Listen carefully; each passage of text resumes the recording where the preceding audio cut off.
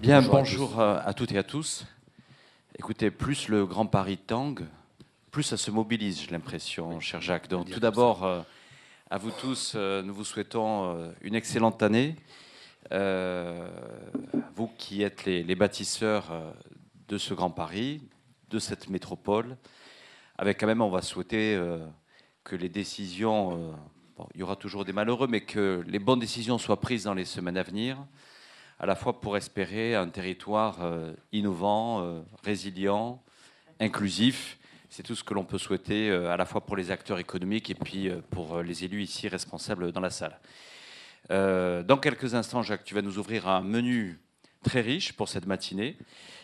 Pour la tribune, je salue César Armand qui est dans la salle, qui nous a préparé, vous verrez, un bon dossier de rentrée sur le Grand Paris.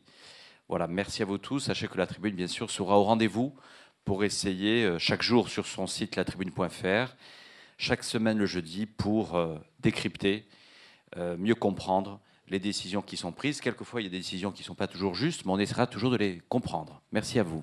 Merci Jean-Christophe.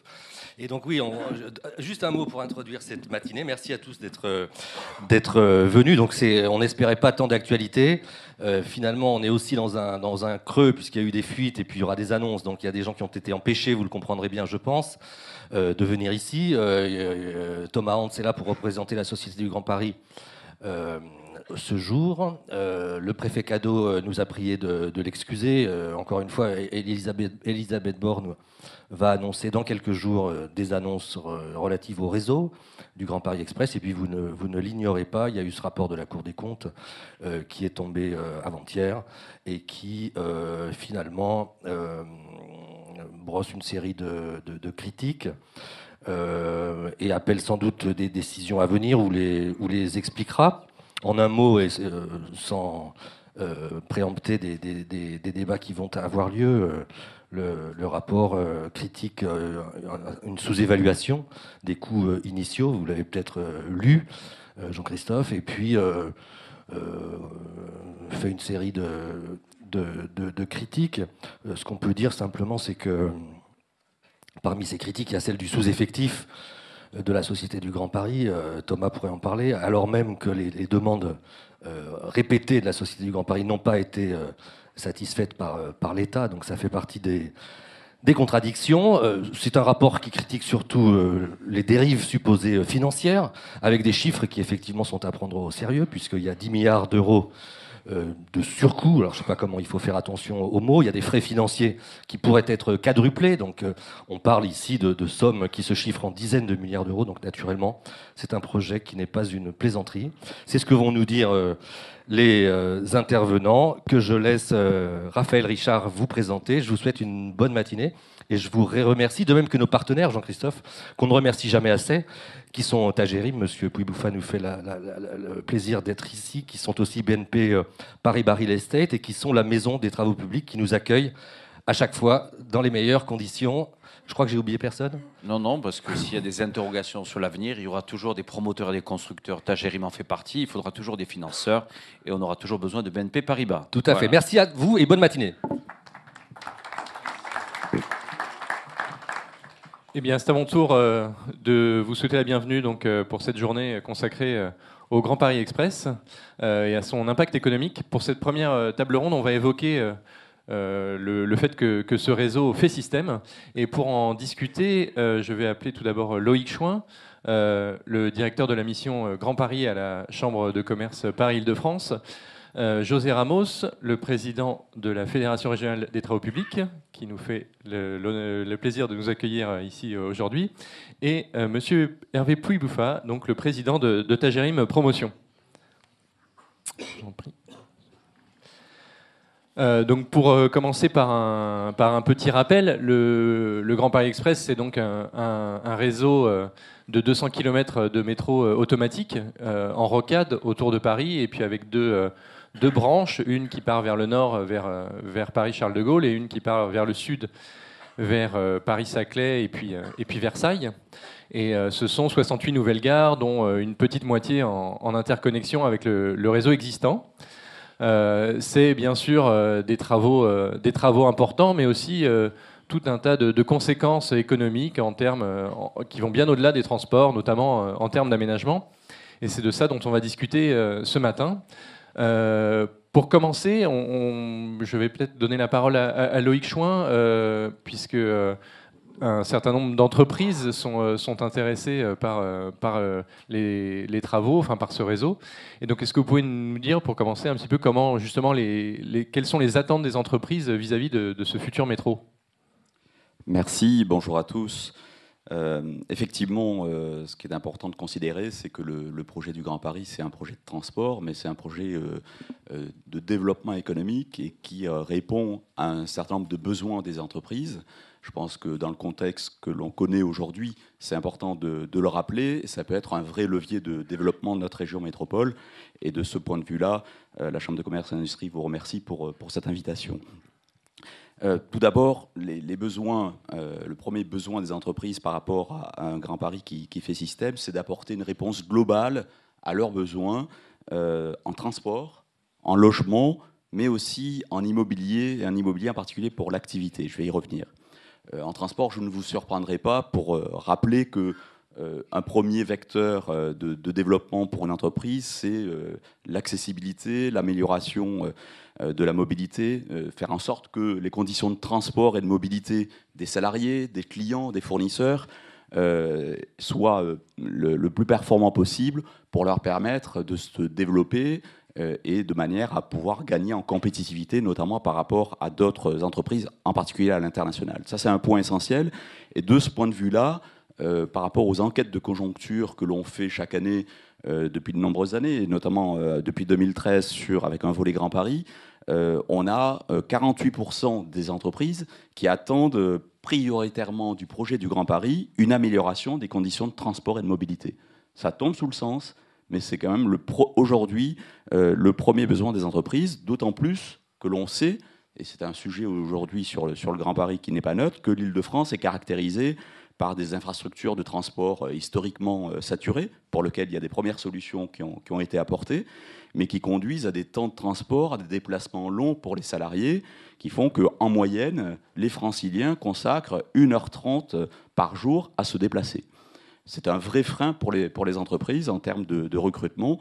Et donc, de ce point de vue-là, tout ce qui peut contribuer à améliorer, évidemment, ces réseaux de transport est de nature positive pour les entreprises.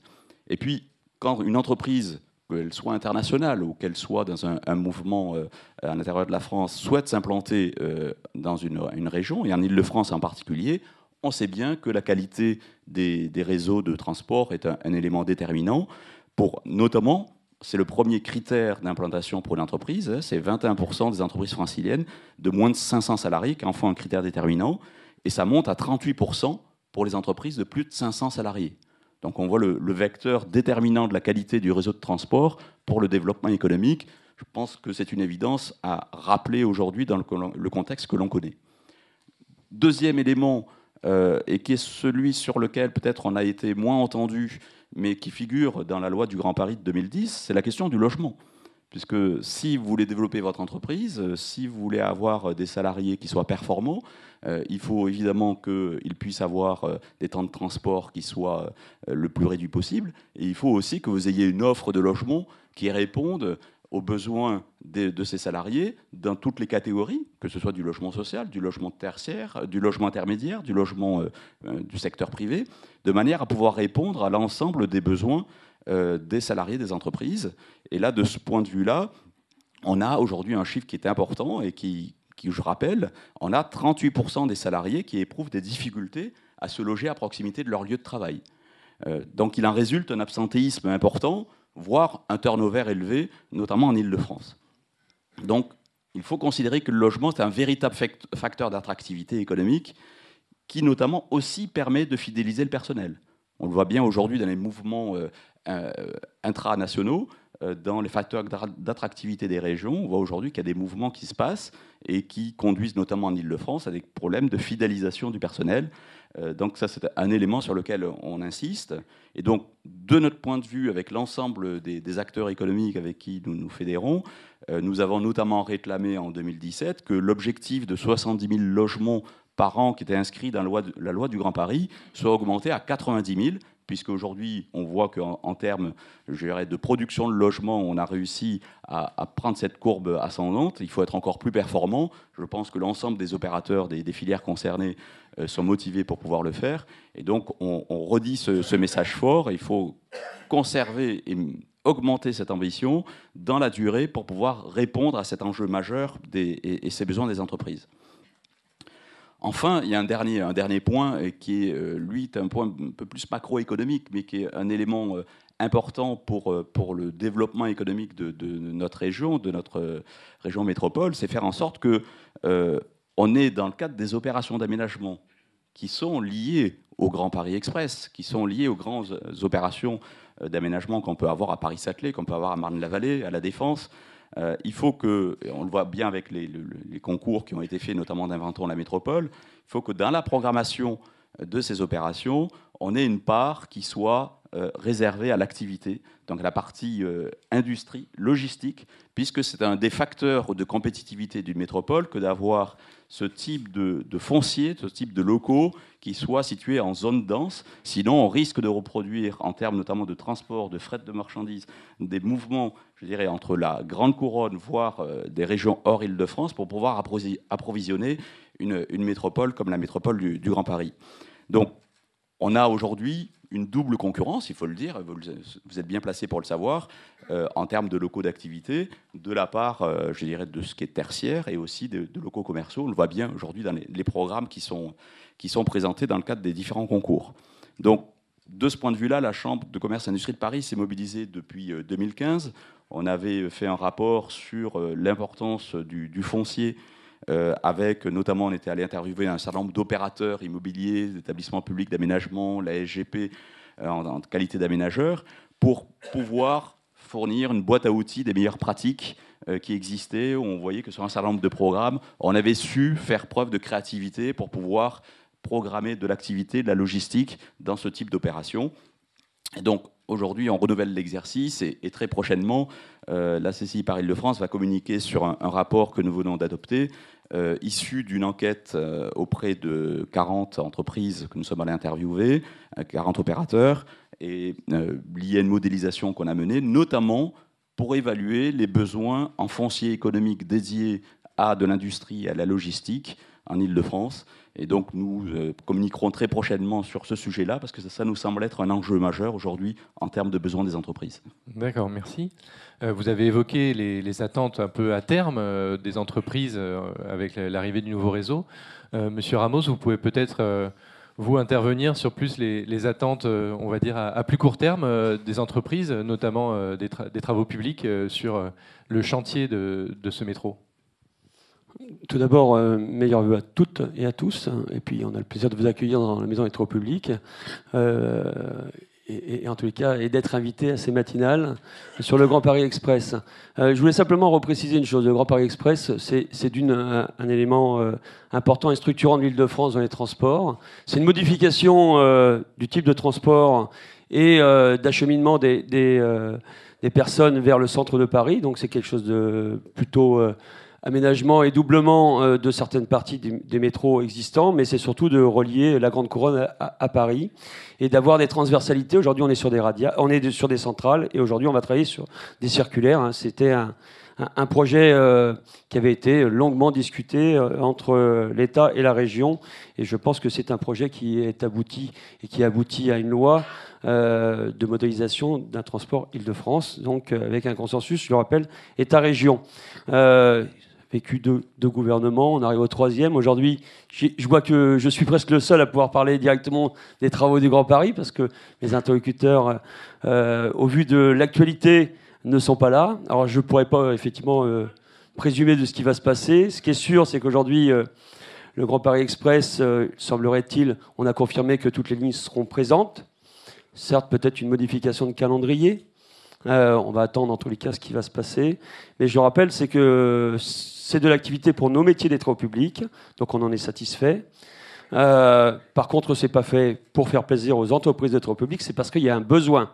Je tiens à le rappeler, c'est pas juste pour dire on fait bosser les entreprises de TP qui avaient une baisse d'activité depuis 3 ans. Donc nous, on est satisfait d'une relance économique en Île-de-France.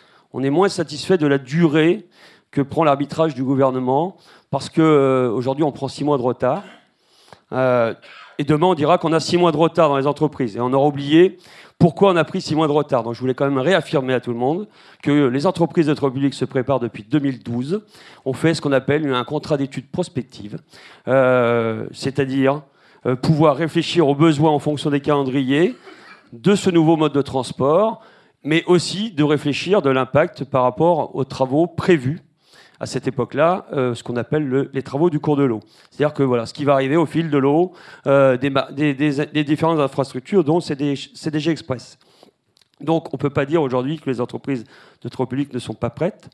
Elles attendent que les marchés soient signés depuis le mois d'août. Donc nous, on a investi sur des frais d'études. Donc on a mis des énergies. On est prêt, si nos entreprises ont des marchés à accélérer, donc on va attendre le timing qui va nous être donné par le gouvernement. Donc voilà, je voulais vraiment le repréciser parce que on entend tout et rien par les journalistes. Je pense qu'effectivement il y a eu des fuites. Bon, c'est comme ça, c'est la vie. Le rapport, il est sur le bureau du gouvernement depuis fin août, début septembre, mi-septembre. Voilà. Par contre, nous on attend, parce que nous on a répondu à des appels d'offres qui sont aujourd'hui en stand-by. Et ça, c'est juste pas acceptable d'entendre que les entreprises ne sont pas prêtes. On attend des bons de commande. Quand vous allez acheter une voiture, vous n'avez pas la date de livraison si vous n'avez pas passé la commande. Donc aujourd'hui, on ne pourra pas livrer les infrastructures qui ne sont pas encore commandées aux entreprises. Et de l'autre côté, on ne mettra pas des effectifs sur ces chantiers tant qu'on n'a pas les commandes. Par contre, je tiens simplement à le rappeler, on ne peut pas saucissonner un planning qui, pour une fois, on se félicitait d'avoir une visibilité au-delà de 15 ans. Donc, quand on a une visibilité au-delà de 15 ans, on investit 2 choses. Le matériel en premier, parce que c'est des moyens mécaniques, et c'est facile, on passe une commande, et on le gère. L'être humain, on le gère moins. Mais par contre, gérer le vivier est important, parce que je crois qu'en France, on a plutôt tendance à avoir eu ces dernières années du chômage. Donc on a du vivier. Par contre, les entreprises de trop public, elles ne sont pas là pour faire le travail des autres. Hein. Aujourd'hui, on donne des besoins, donc on a fait ce qu'on appelle un CEP en 2012, révisé en 2015. Donc le réviser, c'est-à-dire qu'on l'a remis au goût du jour parce que les plannings avaient évolué. Ce qui est normal, hein, puisque les travaux de Grand Paris, en tous les cas sous couvert de la maîtrise d'ouvrage de la SGP, avaient été clarifiés. Donc nous, on s'est mis en ordre de marche pour pouvoir être acteurs, éléments moteurs de la formation, de la préparation de nos besoins en être humain, en ressources. Voilà. Aujourd'hui, on est prêt. Dès l'instant où le gouvernement aura décidé dans quel sens on remet le planning. Hein, je me permettrai peut-être la SGP, on en parlera peut-être tout à l'heure, mais voilà. Donc aujourd'hui, on est prêt, on attend. Voilà. Alors c'est vrai qu'on va s'adapter au calendrier. Je veux dire qu'on ne peut pas faire autre chose que de s'adapter au calendrier qui va nous être imposé voilà, dans les jours qui vont venir, je l'espère. Pas dans les mois, parce qu'on attend 15 septembre, 15 octobre, 15 décembre, 15 janvier. Je crois qu'on a passé le 15 janvier. On me dit fin. J'étais il n'y a pas très longtemps à Matignon. On me dit on rendra fin janvier. Bon, bah, c'est bien. On a gagné 15 jours. D'habitude, c'était par mois. Donc peut-être que je l'espère. En tous les cas, c'est un souhait que je formule pour les entreprises qui ont investi en Île-de-France.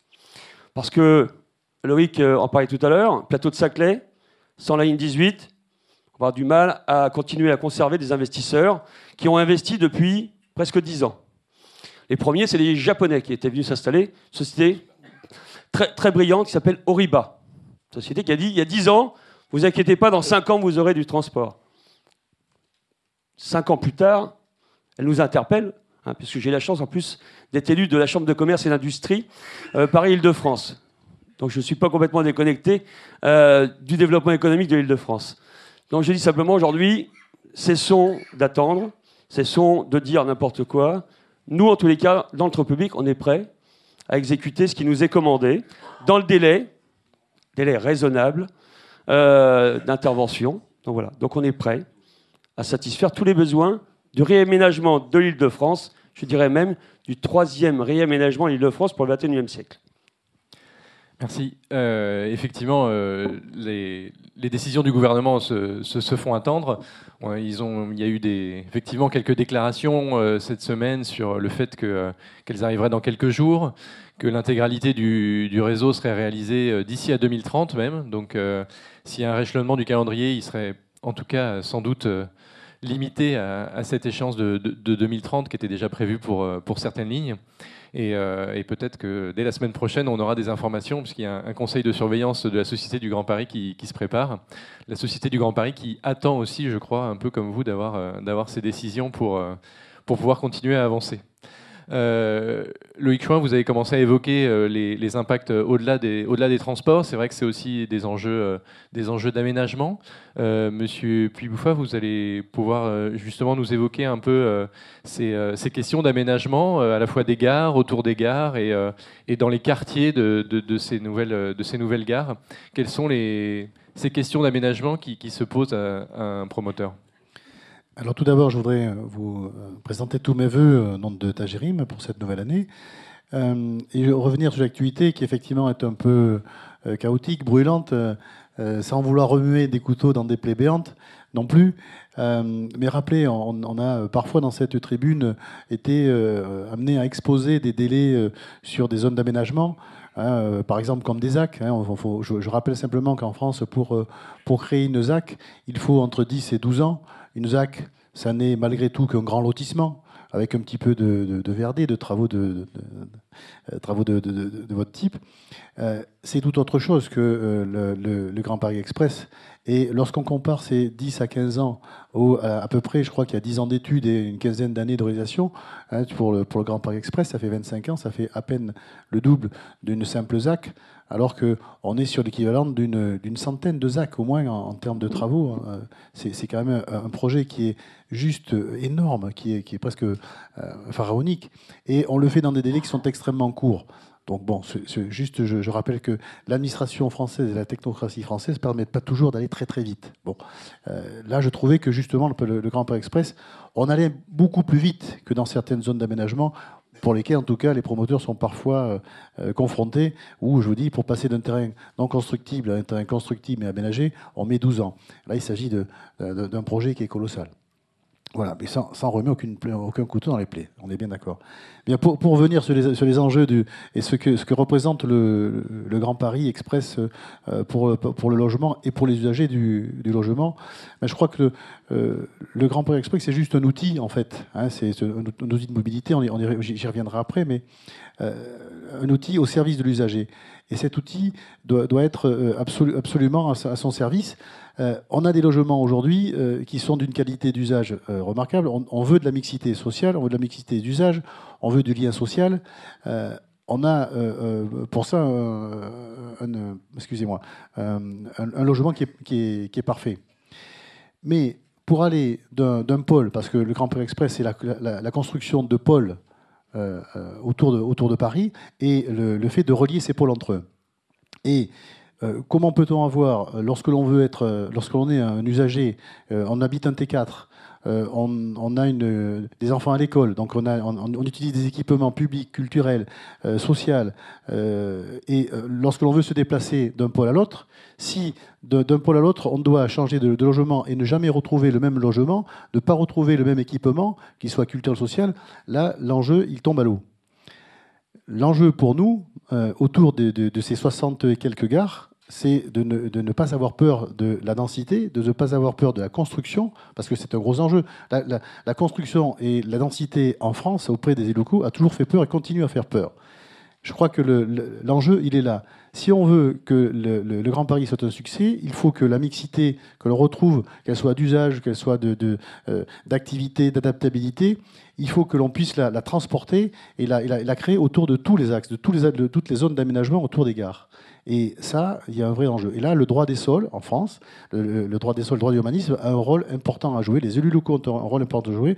Il ne faut plus avoir peur de densité. Il ne faut plus avoir peur d'être un maire bâtisseur. Je sais que ce mot-là fait peur. C'est vrai qu'en Ile-de-France, je dois le reconnaître, peut-être moins de maires qui ont peur de bâtir qu'en province, mais c'est un vrai enjeu. Et je crois que là, à ce titre-là, le Grand Paris Express et la Société du Grand Paris aura un rôle fédérateur important à jouer pour accompagner ce développement, parce que ce développement autour des gares doit être accompagné par les élus locaux, mais il faut fédérer tout cela, parce que c'est important, et je crois que la Société du Grand Paris a un rôle important à jouer sur ce point de vue-là, et parce que l'enjeu de la mobilité, ça n'est pas simplement un problème de déplacement. Je crois que ça va bien au-delà de ça, et je crois que l'enjeu, il est là, de pouvoir construire autour des gares. Aujourd'hui, il y a un vrai panel d'outils à mettre en place qui n'existe pas encore. Il y a un vrai, peut-être une vraie mentalité à modifier auprès des élus locaux, pour les sensibiliser et les fédérer autour de cette grande idée du Grand Paris Express, mais qui doit aller jusqu'au bout, parce que effectivement, on a des entreprises qui doivent avoir des équipements, qui doivent être équipés, mais effectivement, le logement et les usagers, qui ne sont autres que les salariés des entreprises, doivent pouvoir se loger et pouvoir retrouver une mobilité pour aller d'un pôle à un autre. Mais si on ne trouve pas la qualité d'usage, la qualité, tout ce que l'on a d'un pôle à l'autre, ça ne fonctionnera pas. Le but, c'est pas de faire déplacer les gens en permanence, c'est de leur permettre d'avoir des équipements, des logements identiques d'un côté à l'autre. Et ça, croyez-moi, aujourd'hui, les logements, avec le train d'enfer que l'on a subi pendant une quinzaine d'années sur le logement, les logements sont aujourd'hui, d'un point de vue qualitatif, extrêmement performants, que ce soit sur le plan de l'usage, sur le plan de l'économie, sur le plan environnemental, sur le plan de l'adaptabilité. Tous les logements sont performants, mais il faut permettre à tous ces promoteurs, tous ces porteurs de projets, parce que ça ne concerne pas que les promoteurs, il y a des bailleurs sociaux, il y a des collectivités qui construisent aussi d'autres choses que des logements. Il faut leur permettre de construire, et ça autour des gares. Voilà. Et ça, c'est un grand enjeu pour les 15 années à venir. Et je répète, 25 ans pour construire un projet comme ça, c'est quand même pas mal. José Ramos, vous vouliez réagir ? Moi, je voulais, effectivement, mon voisin me fait un excellent relais. La seule différence sur le projet du Grand Paris Express, c'est de le rappeler, c'est un projet qui est porté par une loi. Donc c'est un sujet très innovant. D'une, parce que ça modifie réellement la capacité des délais d'études et de faire accélérer la technocratie. Et c'est pas méchant quand j'utilise ce terme-là pour une fois. Je dis simplement, on n'est pas dans les mêmes délais. On est capable de faire, je crois que depuis fin mars 2016, toutes les DUP sont faites. Moins de 3 ans. En temps normal, vous mettez 9 ans. C'est les moyennes qu'on a en France. Dès l'instant où on a des sujets plus classiques. Parce qu'autour de la table, on a beaucoup d'opérateurs locaux. Là, aujourd'hui, c'est porté par une loi. Ça a été réaffirmé en mars 2015, je pense, par Jean-Marc Ayrault. Le Grand Paris Express, c'est pas simplement, effectivement, un métro automatique, ni une nouvelle infrastructure pour faire plaisir aux Franciliens. C'est un réaménagement total de l'Île-de-France. Autour des 68 gares, vous en aviez cité un peu plus de 60, il y en a 68. Simplement, c'est 1,5 fois la surface de Paris intramuros de réaménager. Alors effectivement, ça ira, je pense, au-delà de 15 ans, le réaménagement total. Mais les travaux d'infrastructure, aujourd'hui, je ne peux pas entendre. On avait déjà entendu il y a 5-6 ans qu'on ne serait pas capable d'aligner 14 tunneliers. Alors ça, c'était les détracteurs. Après, on a refait des plannings. La SGP est là pour le confirmer. On aurait été en capacité, ça l'est moins puisqu'on vient de perdre 6 mois, d'aligner 20 tunneliers. Je crois même qu'à un moment donné, on a imaginé peut-être mettre un 21e tunnelier. Donc, aujourd'hui, les entreprises seront capables de s'adapter à ce planning. D'autant plus que ce chantier du Grand Paris sera, et j'en suis sûr, que ça sera une vitrine à l'international pour nos entreprises. On est les premiers constructeurs au monde d'infrastructures de manière globale, reconnus. On a visité au mois d'octobre, il n'y a pas très longtemps, avec une association de chefs d'entreprise. On a été à New York montrer ce qu'on était capable de faire. À Moscou, les pays de l'Est, les pays asiatiques, l'Inde. Donc aujourd'hui, on est capable, je pense, que cela vous méprenne peut-être, effectivement, ou vous fasse réfléchir, on est capable dès l'instant où on a les moyens, et surtout quand on n'est pas arrêté dans l'élan. Un projet de cette ampleur, je crois unique au monde ou presque, ça fait 5-6 ans qu'il y a effectivement un travail colossal avec la Société du Grand Paris pour réfléchir aux besoins administratifs, techniques. Et en novembre 2016, il a été signé une convention entre la profession et la SGP sur 7 ou 8 points principaux, dont la formation fait partie, pour caler les objectifs de nos entreprises. Donc on ne peut pas dire qu'on n'est pas prêt à accompagner ce projet de taille gigantesque, avec un délai qui nous a été, de surcroît, accéléré par les JO 2024. Et je rappelle qu'une ligne impactée, c'est la ligne 17, qui doit alimenter le Bourget. Aujourd'hui, elle est en ballottage. C'est-à-dire qu'effectivement, si elle arrive après les Jeux Olympiques en 2026, tel qu'on l'imagine aujourd'hui, ça ne fait pas très sérieux pour des gens qui se disent être dans l'anticipation, dans la réflexion, dans l'accélération. Hein. On a fait 2 gouvernements. Un qui a lancé le projet, du temps de Sarkozy. Un qui a réaffirmé par 2 fois, une fois par une loi avec Manuel Valls, une fois par un consensus par Jean-Marc Ayrault. Et aujourd'hui, on est en stand-by. Non, c'est pas possible. Donc on sera capable d'accélérer les choses dès l'instant où tout nous sera donné et qu'on ait une visibilité. Parce que tout ça, ça se construit, ça se prépare, et on sera en capacité d'accompagner les aménageurs pour faire les petits aménagements, parce que si vous l'avez dit, les beaux aménagements autour des grands projets qui ont été réinventons Paris. Hein. Et tous les grands projets, il y en a 57 dans le circuit, hein, qui sont magnifiques, dont certains ont été primés il n'y a pas très longtemps, et je crois qu'il y a un nouveau projet qui est dans le circuit aussi pour en avoir d'autres. Donc on est là pour accompagner tous les projets d'aménagement, et sachez qu'on sera fort, peut-être ça fera d'ailleurs diminuer le chômage en France. Merci. Hervé Puy-Bouffa, vous voulez répondre? Non, mon propos n'était pas de mettre des doutes sur les capacités aux entreprises françaises à faire les travaux pour lesquels ils sont mandatés. Bien au contraire, je crois que les entreprises françaises de tout petit pays détiennent les 3 ou 4 premières entreprises mondiales en termes de travaux publics, me semble-t-il. Donc on est largement équipé. Non, c'est pas du tout mon propos. Je dis simplement, je rapportais simplement une expérience qui est celle d'un porteur de projet logement classique, un promoteur classique, qui est face à l'administration française lorsqu'il s'agit d'aménagement du territoire. Et je le répète, hein, pour faire une ZAC en France, il faut entre 10 et 15 ans, et une ZAC représente le centième des travaux qu'il faudra mettre en œuvre par rapport aux travaux qui ont été mis en œuvre pour le Grand Paris Express. Voilà. C'était juste ce propos-là, même si c'est vrai, c'est de l'argent public, c'est des sommes importantes, le sujet est sensible, et j'entends toute la passion que vous avez sur ce sujet-là. Mais comment ? Certes, c'est vrai que vous avez beaucoup d'investissements dont vous avez parlé, voilà. Mais je le répète, l'enjeu pour ce qui est du logement autour des gares, il est aujourd'hui dans les mains des élus. Hein, c'est eux qui détiennent le droit d'urbanisme, c'est eux qui décideront de ce qui se fera ou de ce qui ne se fera pas autour des gares. Hein, je le répète, c'est le droit des sols est détenu par les élus locaux et les maires en particulier. Et la Société du Grand Paris aura un rôle fédérateur à jouer auprès d'eux en Ile-de-France, c'est sûr. Vous avez parlé de l'importance d'avoir de la visibilité, de l'importance de fédérer les acteurs. Associer les acteurs à ce chantier, c'est aussi un des objectifs de la Chambre de commerce. Monsieur Chouin, est-ce que vous pouvez dire un peu quelques mots justement sur ce que fait la Chambre de commerce pour essayer d'avoir une large association des acteurs dans ce projet ? Oui, effectivement, ça nous semble être un des enjeux forts, c'est le travail entre acteurs publics et acteurs privés. Ce qu'évoquait José à l'instant dans les échanges avec la Société du Grand Paris, pour justement permettre que l'ensemble de la filière DTP soit en phase avec l'ambition du projet, est révélatrice de l'état d'esprit qu'on constate aujourd'hui depuis de nombreuses années, qui s'incarne y compris au sein de clubs. Et donc aujourd'hui, on a un enjeu fort pour que acteurs publics et acteurs privés convergent pour pouvoir faire en sorte que ce soit un succès. Et un succès économique en termes de développement. Ce qui nous importe en tant que Chambre de commerce et d'industrie, c'est faire en sorte que cet impact économique soit maximal. Et pour ce faire, on a lancé des initiatives, effectivement, pour y contribuer à notre mesure.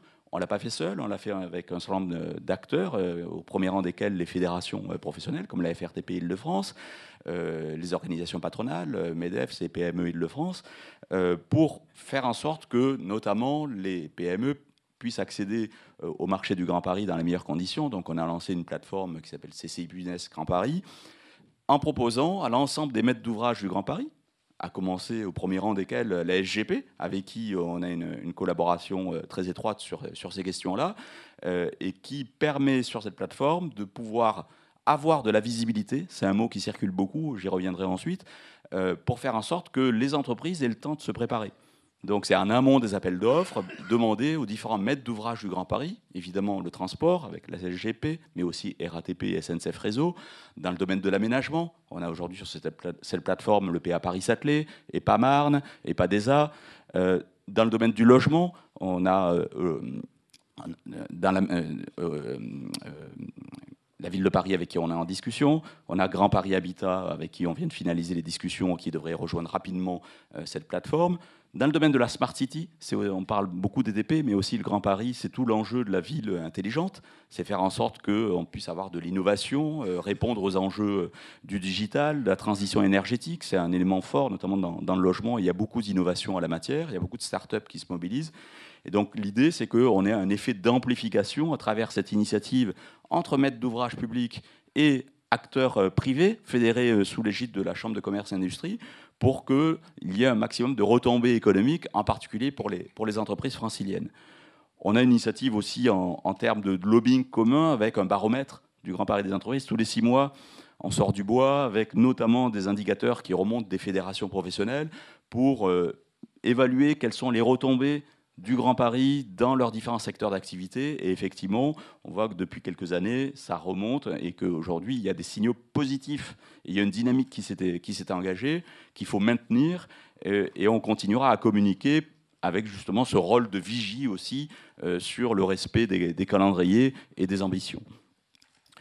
Je voudrais souligner en la matière une initiative en termes de mobilité assez exemplaire, avec ProMobilité qui réunit un certain nombre d'acteurs, avec Île-de-France Mobilité, avec l'IAU, avec la CCI par Île-de-France, ADEME, et qui répond notamment aux enjeux de mobilité des entreprises. Il y a une nouvelle réglementation au 1er janvier 2018 pour faire en sorte que les entreprises de plus de 100 salariés mettent en place un plan de mobilité. Ça concerne près de 8000 établissements en Île-de-France. Donc ça signifie que là, il y a un vrai enjeu pour faire en sorte que ces mobilités-là, ces plans de mobilité puissent être déployés. Ça demande de la technicité. Nous, on y contribue avec 5 conseillers qu'on a déployés. Et on voit bien là que quand collectivement, acteurs publics et acteurs privés se mobilisent pour répondre à ces enjeux-là, on crée de la valeur supplémentaire et on répond très concrètement et aux besoins des entreprises et aux besoins des salariés qui, aujourd'hui, sont confrontés à ces questions de mobilité. Donc, voilà, faire système avec le Grand Paris, c'est cette association d'acteurs publics et privés. Et je pense que c'est un état d'esprit, quels que soient les scénarios à venir, qu'il va falloir conserver et amplifier. D'accord, merci. Monsieur Puy-Bouffat, est-ce que vous pouvez nous dire aujourd'hui comment vous sentez un peu monter ce chantier du Grand Paris Express? Vous l'avez dit un peu tout à l'heure, mais comment vous continuez, vous, à vous préparer? Enfin, comment, en tant que promoteur, vous mettez en ordre de marche, un peu comme l'expliquait M. Ramos tout à l'heure pour les travaux publics, pour ces enjeux de zones très très vastes à aménager? Alors pour le promoteur que Tajerim est, l'enjeu c'est de suivre évidemment l'évolution de la construction de ces gares du Grand Paris Express, de se positionner évidemment tout autour, mais encore une fois, on a un droit d'urbanisme qui nous bloque ou qui nous débloque quand l'urbanisme est ouvert à la construction. Mais je voudrais rappeler les besoins de nos clients, de nos usagers. On le disait tout à l'heure, on a un besoin aujourd'hui de parcours résidentiel. On a beaucoup d'endroits, et je crois que l'enjeu autour de ces gares constituera aussi à proposer à nos clients, à nos usagers, un parcours résidentiel. On n'est pas en capacité, lorsqu'on sort d'une école, lorsqu'on arrive dans la vie active, d'acheter un logement en Île-de-France tout de suite. On doit passer par d'autres étapes locatives, sociales, intermédiaires, puis acquérir. Et parfois, il faut se déplacer beaucoup pour passer d'un logement à l'autre. Et là, les enjeux sont importants, on l'a dit. Ce parcours résidentiel, il est fondamental. Il faut pouvoir le retrouver sur tous les pôles. J'insiste énormément là-dessus, mais c'est pouvoir retrouver ce parcours résidentiel sur tous les pôles, avec tous les acteurs. Je ne prétends pas à pouvoir faire du logement social ou de l'intermédiaire partout, mais le parcours résidentiel, lui, concerne tous les acteurs de création des logements autour de ces gares. Alors évidemment que le lobbying autour de ces gares, il est important, que tous les propriétaires fonciers, ils sont importants, qu'ils soient privés, mais je crois qu'il y a un enjeu également, là aussi, des pouvoirs publics, c'est de créer un outil qui existe avec GPA ou d'autres, ou même la Société du Grand Paris, c'est de pouvoir créer autour de ces axes. Je sais que autour de ces pôles, la Société du Grand Paris a déjà, je crois, commercialisé disiez, près de 2000 logements qui se construiront autour de ces gares. Elle a prévu d'en faire, je crois, un peu plus de 6000. Mais c'est insuffisant. On doit pouvoir en faire beaucoup plus. 68 gares, ça ferait que 100 logements par gare, c'est quasiment rien, on est bien d'accord. Donc il faut créer les outils autour de ces gares, et là, les promoteurs se mettront en disposition autour de grands concours, comme on a pu en voir sur Inventons la métropole du Grand Paris, vous le rappelez tout de suite. Bon, là aussi, il y a des enjeux, mais les promoteurs sont, et tous les acteurs, que ce soit, je le répète, les bailleurs sont en ordre de marche. Aujourd'hui, on a des logements que l'on sait faire d'une qualité irréprochable, je l'ai dit tout à l'heure. Ils sont aujourd'hui connectés ou bientôt connectés. Ils sont adaptables. Lorsqu'on a un logement, on ne l'utilise pas de la même manière lorsqu'on est marié avec 2 enfants en bas âge que lorsqu'on est retraité. Il y a souvent une chambre ou 2 chambres qui sont de trous, donc il y a une adaptabilité de ces logements qui est aujourd'hui recherchée, qui fait l'objet de concours au travers des actes. Et là encore, il y a un gros enjeu des pouvoirs publics au travers de ces et autour de ces 68 gares pour pouvoir aménager le territoire. Mais il y a des enjeux importants, je répète, qui sont la mixité sociale. Ce sont les valeurs fondamentales de notre société aujourd'hui. Personne ne remet plus en cause la mixité sociale. Elle est entrée dans les mœurs. Je me souviens, moi, il y a une vingtaine d'années, quand la loi SRU est apparue, ça faisait hurler tout le monde. Aujourd'hui, il n'y a plus de débat sur le sujet, il n'y a plus de controverse. Pas autant qu'il y a 20 ans, ça je vous le garantis. Ça, c'est sûr. Et aujourd'hui, il y a des choses qui sont rentrées dans les mœurs. Et demain, il y a beaucoup de choses qui sont aujourd'hui compliquées, qui seront très simples demain en matière de logement. L'enjeu sur le logement, il n'est pas tant sur sa conception. On est arrivé aujourd'hui, et on a besoin de faire vraiment une pause réglementaire là-dessus. On est arrivé à des logements qui ont besoin d'être, qui sont de très grande qualité, qu'il faut laisser tranquille, si vous me permettez l'expression, sur le plan réglementaire.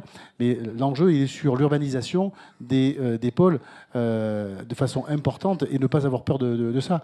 Mais les promoteurs suivront cette urbanisation parce qu'on n'a pas le choix. En matière d'aménagement, il y a quelques grands privés, mais l'État ou les porteurs de projets d'aménagement, on citait Passéna, on citait et beaucoup d'autres aménageurs, c'est leur rôle avant tout.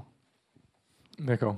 On sent bien donc que vous êtes prêts pour ce grand projet, que finalement ce dont vous avez besoin, c'était surtout de lisibilité, enfin que notamment d'un point de vue technique, s'il fallait mobiliser plus de tunneliers, etc., c'était possible. Vous avez évoqué, Monsieur Ramos, tout à l'heure les questions d'emploi et de formation. Comment justement cette question de la main d'œuvre qui va demander donc une montée en puissance, en tout cas de mobiliser sans doute plus de personnes pour ces chantiers, se met en place? Non, je voulais juste répondre sur la fiscalité. Grand Paris, c'est particulier, c'est un financement innovant. C'est-à-dire que vous avez une taxe qui est sur vos petites feuilles depuis 2011. Vous payez en gros 30 €, tout le monde, tous ceux qui sont dans la salle, qui habitent à Paris. Donc je rappelle, c'est une participation en Ile-de-France, pardon. Excusez-moi. Merci Loïc. En Ile-de-France, donc c'est-à-dire que c'est un transport francilien. Donc tous les franciliens qui sont propriétaires payent une taxe. Donc déjà, mode opératoire, cofinancement du citoyen local. Deuxième cofinancement, les taxes bureaux. Depuis 2011, les entreprises, dont certaines sont ici, viennent de financer, alors je vais me permettre de piquer le chiffre à Loïc qui me l'a donné dans l'oreille, mais en tous les cas je fais ma double casquette, 2,5 milliards d'euros de préfinancement. Hein, on est d'accord, ça s'appelle du préfinancement parce qu'aujourd'hui, si on n'a pas complètement démarré, c'est bien les entreprises issues du territoire qui avancent une partie de la trésorerie du projet qui, après, effectivement, est financé par soit de l'emprunt, soit, effectivement, du financement État. Mais celui qui paye en premier, c'est le francilien, l'entreprise francilienne, et seulement ensuite le reste. Donc je voulais quand même le rappeler. Hein, on n'est pas sur une infrastructure assez classique. Je pense que la SGP pourrait faire le complément plus en détail, mais je ne suis pas assez technique. Mais en gros, ça fait déjà un peu d'argent. Il n'y en a pas eu autant de dépensés en crédit de paiement, je ne crois pas, très cher représentant de la SGP. Donc c'est-à-dire qu'on avance de l'argent. Hein. Pour une fois, on paye avant d'avoir l'usage. Les investisseurs font pareil. Aujourd'hui, ceux qui vont investir pour faire travailler les gens que vous allez loger vont investir aujourd'hui pour qu'elles puissent, dans les délais administratifs, construire. Et ensuite, vous aurez des 5, 6, 7% de plus de population en Ile-de-France pour loger dans les logements. Le logement vit tout au long d'une carrière professionnelle, mais effectivement, les gens qui sont au nord, il faut qu'ils puissent, pour des raisons familiales, ne pas trop bouger peut-être, et aller travailler quand même à 35 minutes ou à 45 minutes à l'opposé de Paris. C'est ça le Grand Paris Express. C'est multiplier par 100 la capacité d'un salarié de trouver du travail sans avoir plus de temps de transport. Il faut le rappeler. C'est-à-dire qu'on est dans un logement, on n'a pas besoin de se déplacer parce qu'on a trouvé un nouveau boulot. Si on change de taille de logement parce que la vie fait que la progression sociale fait qu'on a envie de changer de maison, d'appartement, on doit être capable de ne pas avoir à changer de travail. En Ile-de-France, donc c'est ça l'objectif, c'est de la cohérence et de la cohésion sociale, cohérence territoriale. Et c'est vraiment un vrai projet d'urbanisation. Donc, je vais par contre profiter, puisque vous me posez une question, d'y répondre. Simplement, effectivement, on est prêt à s'organiser avec les filières de l'éducation nationale, avec la région, parce qu'aujourd'hui, la délégation est régionale au niveau de la formation, accompagner des chambres de commerce et industrie, qui, je vous rappelle, sont les premiers formateurs en Ile-de-France. Je laisserai Loïc donner ces chiffres parce que je ne les connais pas suffisamment. Mais on a, en Ile-de-France, travaillé avec les opérateurs de la formation pour avoir des collaborateurs en fonction des différents besoins qu'on a détectés depuis 2015, je le disais tout à l'heure, par le CEP, donc le contrat d'études prospectives de 2015. Donc on est prêt, donc on est à votre disposition. Est-ce que vous avez intégré l'impact du Brexit quelque part Oui, bonjour Monsieur Abou. Est-ce que vous avez intégré quelque part dans vos schémas, vos prévisions, vos perspectives, l'impact possible du Brexit sur le Grand Paris, par exemple? Je vais laisser Loïc parce qu'effectivement, ça c'est une réflexion transversale. Voilà, donc c'est pas le fabricant d'infrastructures qui va réfléchir à ça. Nous, on s'impose à un calendrier et à des besoins. On répond à des besoins. Donc effectivement, on va s'adapter. Donc là, c'est ce que disait Loïc Chouin. Donc CCI Paris Business. Donc il y a il y a 5-6 collaborateurs autour de Loïc qui s'occupent de ces réflexions-là pour associer la totalité des opérateurs de la construction ou de l'énergie et les différentes fédérations qui sont des bâtisseurs ou des aménageurs. Peut-être sur la question effectivement de la visibilité internationale du Grand Paris, parce que c'est ce que vous évoquez à travers le Brexit. Bon, je rappelle sur le Brexit qu'il y a un guichet qui a été mis en place en collaboration avec la région, Paris Région Entreprise. Il y a un collaborateur de la CCI Paris Île-de-France qui est mis à disposition dans le cadre de ce guichet, justement dans le cadre des initiatives que Valérie Pécresse a pu mener pour attirer justement des entreprises anglaises et de Londres dans le cadre du Brexit. Après, il faut relativiser les enjeux en termes d'implantation. Il y a une concurrence qui est européenne, vous le savez bien. La place de Paris est une place qui avait besoin de revenir dans la course en tant que place financière. Il y a des associations comme Europlace, Péri-Europlace qui ont beaucoup travaillé en la matière. Après, aujourd'hui, dans les premiers bilans qui sont faits, on voit bien qu'il y a des premières retombées dans les discussions qui ont lieu, mais on n'est pas encore en mesure de pouvoir vérifier l'impact que ça aura, notamment par rapport à la programmation et aux volumes qui sont évoqués dans le cadre du Grand Paris.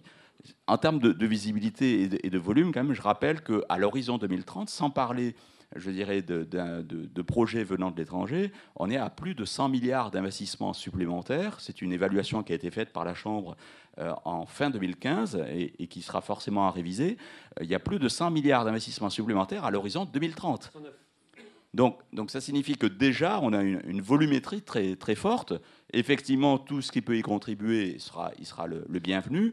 Mais de toute façon, avec toute la question ensuite est celle du phasage, et ça a été évoqué. Mais aujourd'hui, on a un volume déjà à traiter qui me semble fondamental. Et de ce point de vue-là, il nous semble important aujourd'hui que sur cette question de la visibilité, notamment à l'international, on fasse attention aussi à la communication qui est en cours, de manière à ce qu'il n'y ait pas d'effet stop and go qu'il peut y avoir. Je rappelle quand même qu'en 2017, il y a eu 17 milliards d'euros qui ont été investis dans l'immobilier de bureau en Île-de-France. Donc on voit bien que la place de Paris a retrouvé une attractivité vis-à-vis des investisseurs internationaux. Nous-mêmes, nous avons mis en place de longue date une association qui s'appelle Paris-Île-de-France Capital Économique, qui a notamment pour objectif, avec un certain nombre d'acteurs privés, de grands comptes, de pouvoir travailler à ce travail de lisibilité. Pour autant, aujourd'hui, par rapport aux enjeux qui nous préoccupent, il faut faire attention à cette communication et notamment par rapport au fait que le Grand Paris doit faire système, faire en sorte qu'on soit sur la réalisation de l'ensemble du schéma de transport. Ça nous semble être un point important. Faire en sorte de travailler sur la lisibilité de l'articulation entre le transport et tous les projets d'aménagement et la programmation de logement, parce que ça, c'est un élément, cette synchronicité de l'investissement public et privé et dans ces différents domaines est fondamentale en termes d'effet de levier sur le développement économique. Ça a été prouvé à différents endroits dans le monde. Donc on a une ambition aujourd'hui qui est affichée en la matière. Il faut qu'on la maintienne et il faut que la communication qui est en cours et à venir l'intègre, notamment vis-à-vis des investisseurs internationaux.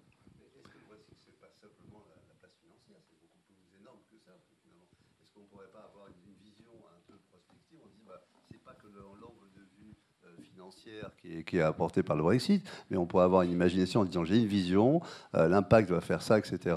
Et que par rapport à ça, le Grand Paris se positionne et pas l'inverse. Le Brexit, c'est qu'une petite partie au niveau de la place financière de ce qui va se passer au niveau du tsunami, là, non? Vous pensez pas? Alors, je me permettrai de botter en touche sur ce sujet-là. Je vais faire comme d'autres sur certaines annonces attendues en ce moment. Tant que je n'ai pas vu le résultat des négociations entre Mme May et l'Union européenne en termes de conséquences pour la Grande-Bretagne, je me garderai bien de faire des projections. On ne connaît pas les conditions. Et je pense que là-dessus, j'attends de voir le résultat. Juste, je voulais apporter une petite précision avant sans doute qu'on prenne d'autres questions. Monsieur Ramos, vous évoquiez la fiscalité qui va à la Société du Grand Paris pour construire le Grand Paris Express. Il faut savoir donc que vous avez abordé l'aspect fiscalité et en fait depuis 2017 la Société du Grand Paris emprunte pour financer les travaux. Donc on peut imaginer que depuis 2017 la ressource fiscale n'est pas suffisante pour mener à la fois les études, les travaux. Elle a emprunté en 2017 auprès de la Caisse des dépôts et auprès de la Banque européenne d'investissement et elle se prépare à emprunter prochainement sur les marchés financiers puisqu'elle vient d'être notée par Moody's. Donc a priori, la ressource fiscale n'est déjà pas suffisante et on n'est pas dans le préfinancement, mais vraiment dans le financement direct des travaux. Mais après, je me permets juste de prendre la parole à la place de la Société du Grand Paris pour évoquer ce sujet. Mais maintenant, on va voir s'il y a... Simplement, c'est dans le schéma initial, l'emprunt. On ne découvre pas le mode de financement de la Société du Grand Paris depuis le mois de mai, ni le mois de juin, ni le mois de septembre, je l'espère en tous les cas. Le mode de financement de la Société du Grand Paris, ce n'est pas une découverte, je l'espère, du gouvernement actuel. Oui, bien sûr. Je voudrais juste le rappeler quand même. Découvre pas les écarts d'estimation, puisque vous rentrez dans le détail, l'écart d'estimation, les écarts de prix. Voilà. Mais le mode de financement initial, je crois que c'est 2074, le chiffre initial d'emprunt. Aujourd'hui, on parle de 2089. Le métro actuel qu'on utilise, on l'a payé, on a mis 100 ans pour le payer. Bon, je vous laisserai simplement être interrogatif sur mes propos, mes délais. Des infrastructures de ce type-là, si on imagine effectivement pouvoir les amortir sur 10 ans, les emprunter sur 10 ans, heureusement qu'on a fait un business plan et qu'il y a 10 ans, quand on a réfléchi à ce projet, on ne l'a pas fait au bout d'une table dans un restaurant en se disant on va balancer 25 milliards, peut-être 27, peut-être 28. J'espère pas. Non, bien sûr. Pour ceux qui veulent des détails sur ces chiffres, la communication de la Cour des comptes est très riche sur les différents délais, les différents frais. Il y a des tableaux très, très précis. On va passer aux questions-réponses de la salle. Je ne sais pas s'il y a des gens qui veulent poser des questions. Alors.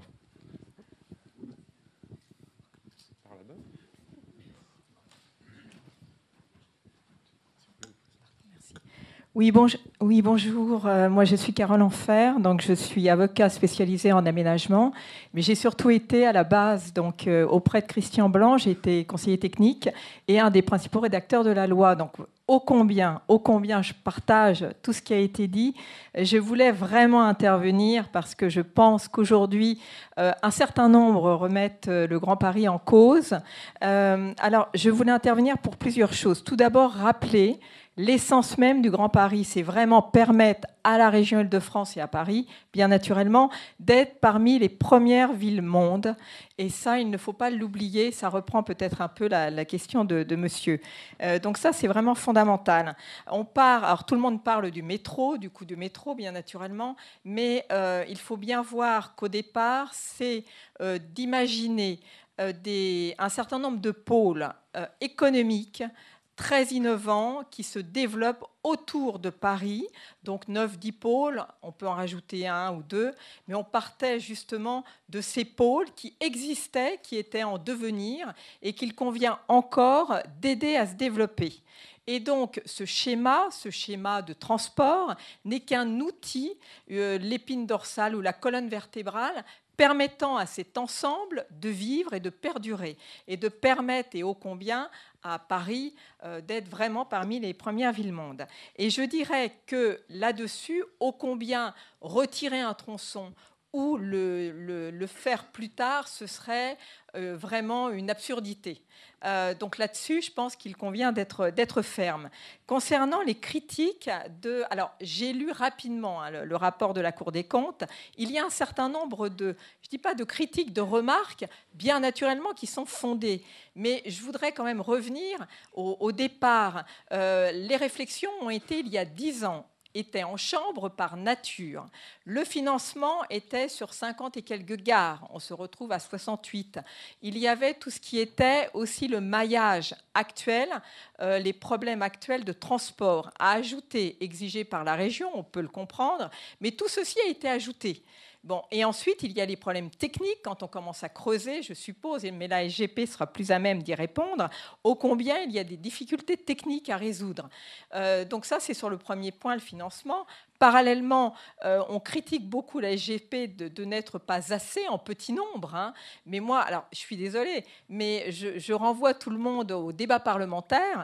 Quand on a imaginé créer quelque chose, société, établissement, et là on avait choisi l'établissement, quand on a voulu la créer, ça a été un raz-de-marée de critiques, et quand on imaginait 100 personnes, je vous avoue, il a fallu des débats et des réunions pour réussir à sortir 100 personnes. Alors 150, alors je sais, mais là Thomas Hans pourra certainement mieux vous donner des informations, mais je crois qu'on est à 1000 et quelques prestataires.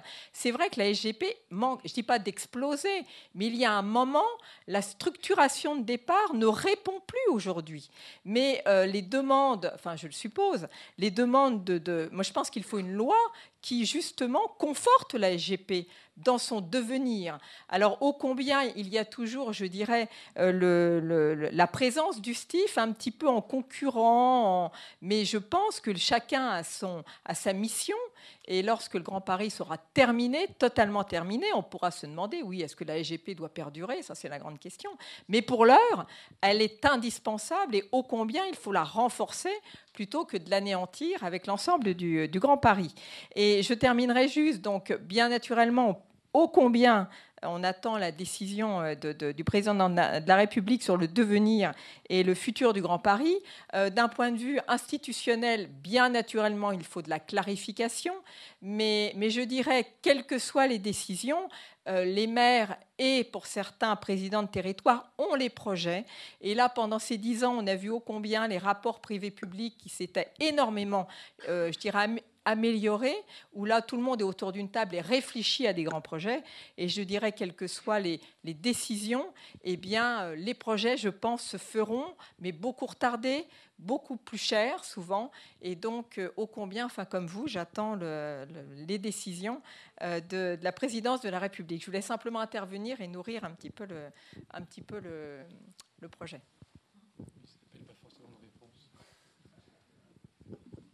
Merci pour votre intervention. Est-ce qu'il y a il y avait d'autres questions? Peut-être on peut donner un micro, monsieur, s'il vous plaît.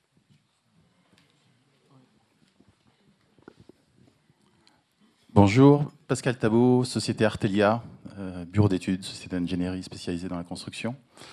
Il y a une notion qui a été évoquée qui me paraît très importante, c'est la notion de visibilité.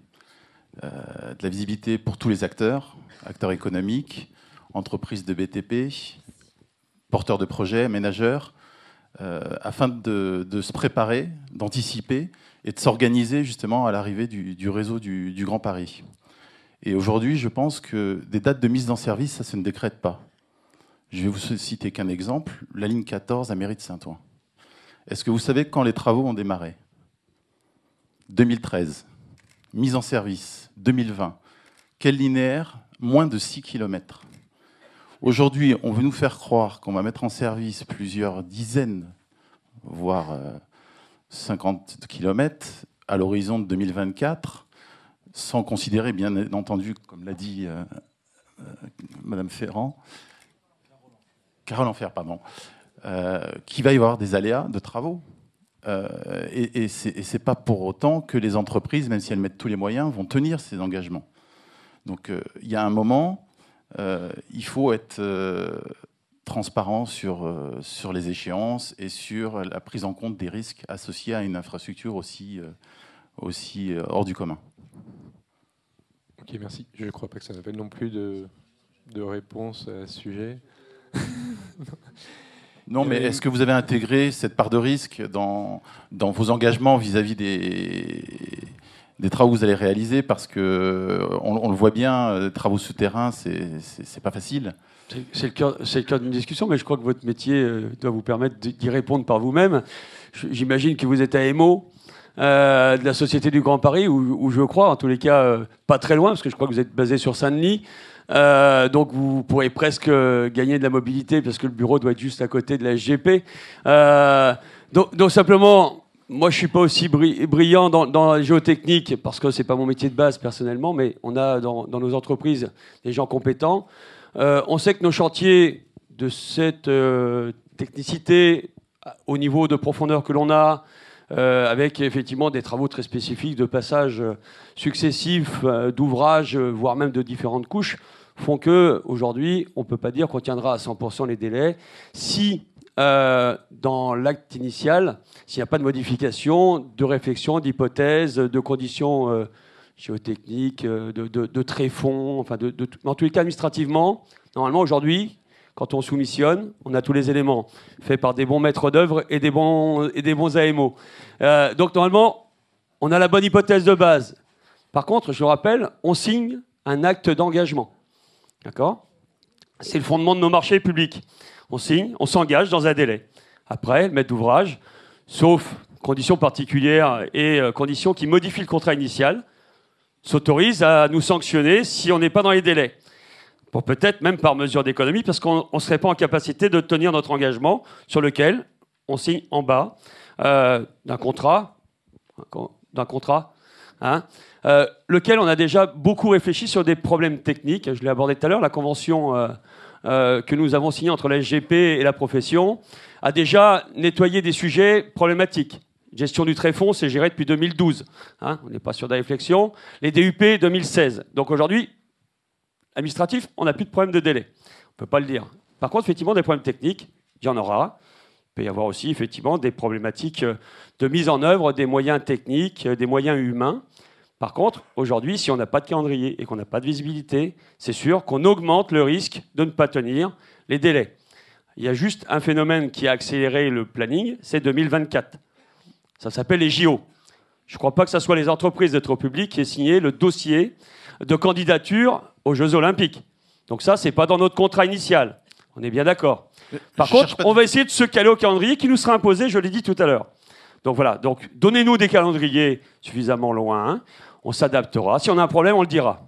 Enfin, mon intervention ne visait pas à mettre en cause les entreprises, c'est-à-dire je cherchais seulement à mettre l'accent sur les décisions politiques. Et les calendriers politiques sont extrêmement néfastes par rapport à l'ensemble des interventions des acteurs autour du projet. Par contre, il est important de respecter le calendrier qu'on a aujourd'hui, parce que nos investisseurs ont investi en fonction des calendriers sur des zones.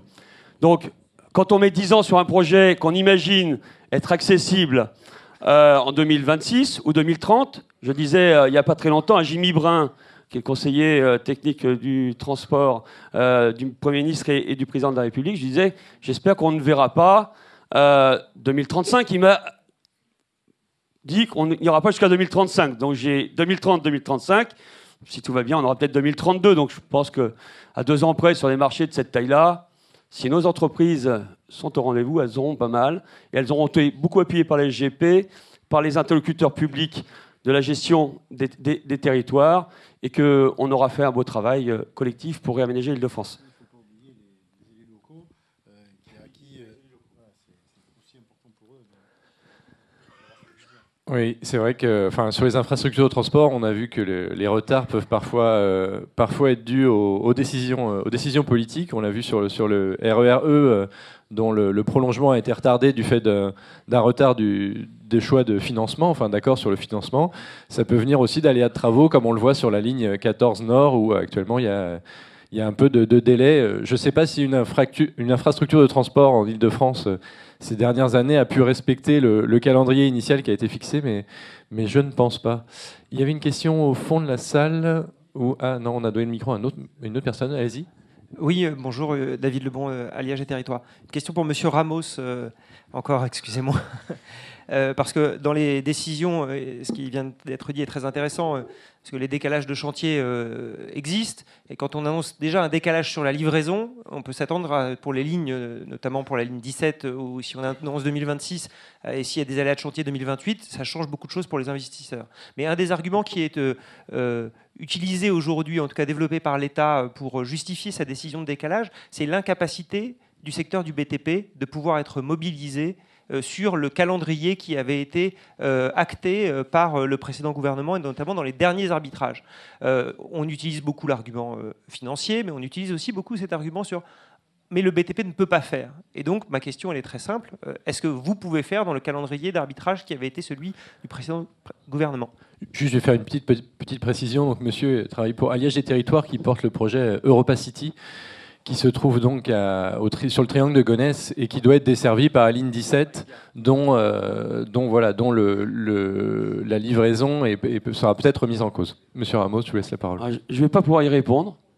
Ce qui est sûr, c'est que si on ne démarre pas en temps et en heure, on n'arrive pas à l'heure. Hein, et par contre, il faudrait simplement qu'on ne réduise pas trop, on l'a déjà suffisamment dit, délai, visibilité, c'est déjà assez contraint. Si on nous demande, en prenant du temps de réflexion, de vouloir accélérer des projets qui sont déjà compliqués à gérer dans la durée, 4, 5, 6 ans, on ne va pas y arriver, ça c'est sûr. Donc je ne vais pas vous dire qu'on va y arriver, parce que vous me direz dans 5 ans, José Ramos, vous m'aviez dit qu'en 2026, vous y arrivez. C'est pas sûr. Ce qui est sûr, c'est qu'aujourd'hui, on partira d'un engagement initial avec un délai qui nous sera signé par le maître d'ouvrage. Après, voilà, à nous d'accélérer, de ne pas pouvoir, de justifier, de ne pas justifier. Ce qui est sûr, c'est que l'arrivée, c'est ceux qui en auront besoin qui seront pénalisés. Voilà. Mais par contre, la vitesse, on la connaît sensiblement. Je vous le dis, simplement, je l'ai rappelé tout à l'heure, il y a 6-7 ans, on parlait de 14 tunneliers, on disait que les entreprises ne seront pas capables. Depuis, on a fait un projet qui fait 20 tunneliers. On n'a rien dit depuis 6 mois en disant qu'on ne serait pas capable. Par contre, effectivement, si on n'a pas les moyens de payer, si on n'est pas d'accord sur les budgets au démarrage, une entreprise de travaux publics ou de BTP de manière globale ne démarre pas si on n'est pas d'accord sur le prix. Enfin, pas plus que personne. Donc si aujourd'hui on n'est pas d'accord sur le prix de soumission de nos entreprises, il faut relancer des marchés, prendra un peu plus de temps. Parce qu'une opération, je le rappelle, un dossier de réponse, un appel d'offres, en énergie finance, c'est 3 millions d'euros. 3 millions d'euros. D'accord ? Donc on ne va pas les refaire 2 fois. On va éviter. Donc il y aura certainement moins de réponses. Si jamais vous relanciez des marchés, au moins vous auriez moins de difficultés dans les choix des entreprises. Voilà. Donc ce qui est sûr, c'est qu'à un moment donné, les gens vont s'essouffler. Surtout si on n'est pas sûr de faire le chantier dans le délai qui nous est donné initialement. Voilà. Donc l'arrivée, encore moins. Donc je vous laisse réfléchir sur le délai 2035. On va prendre une dernière question au fond. Oui. Merci et bonjour à tous. Nils Edelman, je représente ce matin l'entreprise Bouygues Immobilier, mais aussi l'association Real Estate qui fédère les startups immobilières de France. Ma question porte sur un sujet qu'on n'a pas vraiment abordé ce matin, qui est celui de l'innovation sur un chantier, comme vous l'aviez dit tout à l'heure, qui est assez pharaonique. Est-ce que, au vu de l'ampleur de ce chantier, on n'a pas la mission en tant qu'acteur d'Île-de-France de porter des sujets d'innovation et de voir comment on peut faire les choses différemment, ou au moins en portant des sujets de BIM ou autres sur des sujets d'innovation. Voilà, merci beaucoup. Loïc Chouin. Oui, vous prêchez un convaincu. Effectivement, bâtir le Grand Paris, évidemment, il y a une dimension territoriale, il y a une dimension d'investissement public et privé, il y a une dimension aussi d'innovation. qu'on ne soulignera jamais assez. Je l'évoquais, j'y faisais allusion rapidement tout à l'heure par rapport au défi de la ville intelligente. C'est pas pour rien qu'on a mis un volet Smart City sur CCI Business Grand Paris, parce que nous sommes convaincus qu'effectivement, on peut avoir, avec le Grand Paris, un vrai levier d'innovation pour toute une série de start-up, voire même si on arrive à s'organiser, mais là, on retombe sur les problématiques à la fois de financement, de gouvernance, de maîtrise d'ouvrage pour pouvoir générer suffisamment de business dans la durée, parce que une start-up qui veut se faire un coup, elle peut le faire, elle peut s'implanter, elle peut être dans une expérimentation, dans un démonstrateur, mais ça ne suffira pas si ensuite elle souhaite se déployer sur un marché plus important. C'est ce qu'on disait depuis le départ, hein. On a besoin de perspectives, de visibilité pour que le business puisse se développer. Et de ce point de vue-là, c'est là où aujourd'hui il y a une fragilité, aujourd'hui dans le déploiement de la ville du Grand Paris dans sa dimension Smart City, c'est qu'on n'a pas encore une maturité, je dirais, du marché, de l'organisation, de la gouvernance pour permettre ce déploiement. Mais on s'y emploie, on est un certain nombre d'acteurs à y croire, et je pense que de ce point de vue-là, on a peut-être une opportunité pour que le Grand Paris devienne aussi une vitrine du savoir-faire, certes, de nos grands donneurs d'ordre du BTP, qui effectivement sont aujourd'hui connus à l'international, mais également pour faire émerger peut-être de nouvelles filières qui répondent aux enjeux du digital, de la transition énergétique et issues des startups que l'on favorisera. Merci. En complément de Loïc, je crois qu'aujourd'hui il y a une actualité. C'était hier, il y a remise des prix de l'innovation à Intermat. Intermat, c'est un salon international de la... Enfin, en tous les cas, des entreprises qui construisent du matériel de BTP, des logiciels, des systèmes d'accompagnement. C'était une des présentations hier soir, moi, j'y étais. On a remis effectivement des projets innovants, que ce soit sur la sécurité, la santé, l'accompagnement et l'assistance des salariés par l'automatisme. On a parlé effectivement aussi de béton 3D. Donc aujourd'hui, autour de ce chantier, il y a un volet dans la charte que je vous rabâche depuis tout à l'heure, il y a un des 7 volets qui est le volet innovation.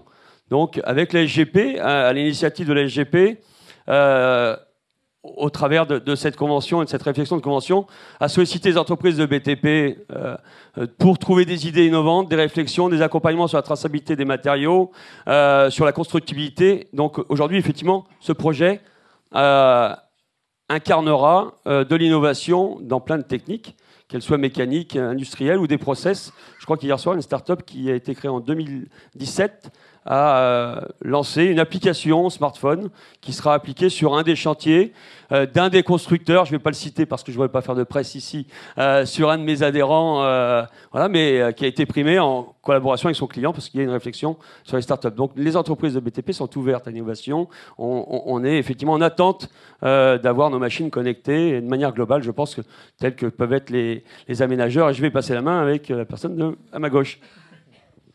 Oui, l'innovation, elle est rentrée dans notre quotidien maintenant, que ce soit avec les réponses à l'appel d'offres de toutes les grandes zones d'aménagement du territoire. Aujourd'hui, c'est rentré dans les appels d'offres en totalité.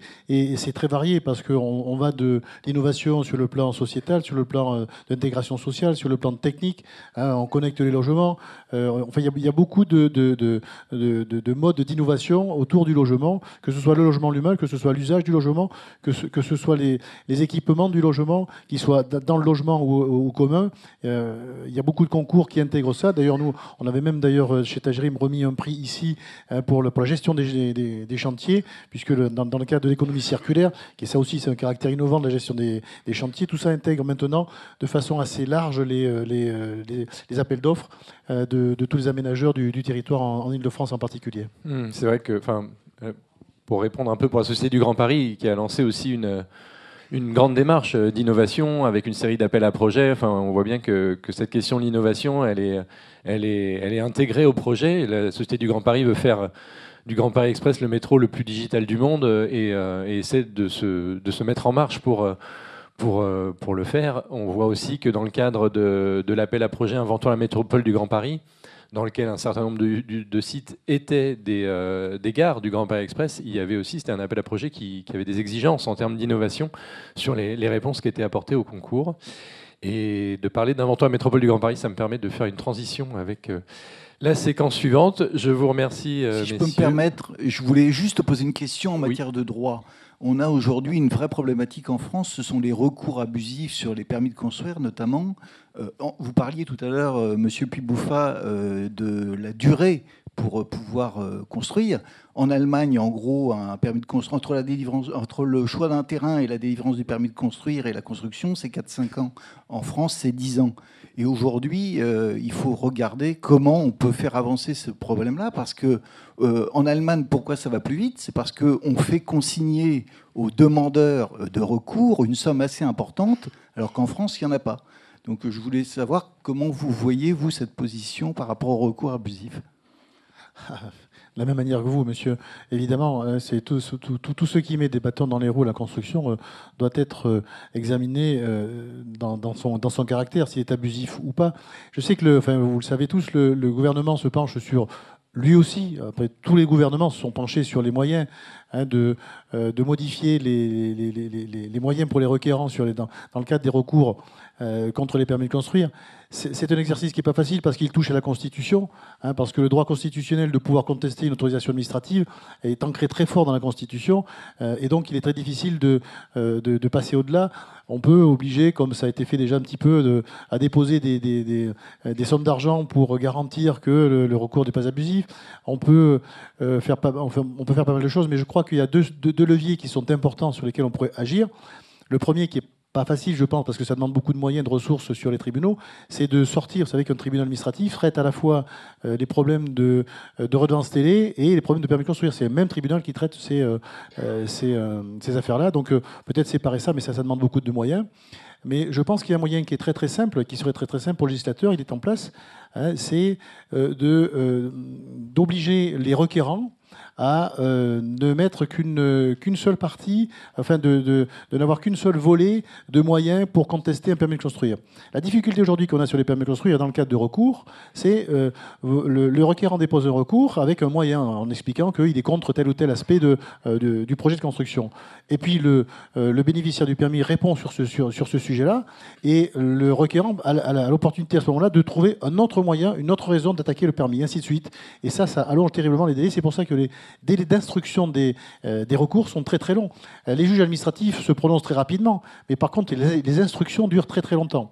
Et je crois qu'un moyen qui serait simple, c'est de ne pas autoriser de ces multiples moyens que l'on met les uns derrière les autres au fil des temps. Parce qu'à chaque fois, c'est je fais un dire, la partie adverse répond au dire, puis je réponds, etc. Et ça prend beaucoup de temps. Alors que si on limitait ça à un seul dire, une seule volée de dire, puis une seule volée de réponse, point, le juge administratif statue sur les dires des uns des autres, je pense qu'on gagnerait beaucoup de délais. Mais ça ne fait pas appel au caractère constitutionnel du droit de recours. Et je pense que ça permettrait de réduire beaucoup les délais. C'est à l'étude, je crois, au gouvernement. Merci beaucoup. On va clôturer cette séquence. Merci.